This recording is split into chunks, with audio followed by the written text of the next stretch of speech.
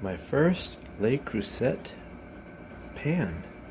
It is a cast iron enameled. Let's take a look at this. Alright, here it is. It's got the black interior. Can't see stains if you cook red sauces and stuff. It's got a really nice enamel finish. I see no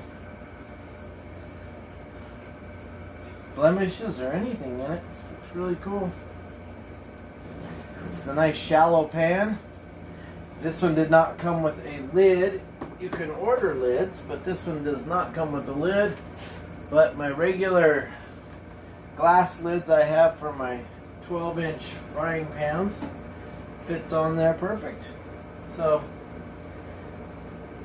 if I need to use a lid, I can always use one of my glass lids or turn around and order a lid for this, but it's actually quite light for being enameled cast iron. It's actually quite user friendly.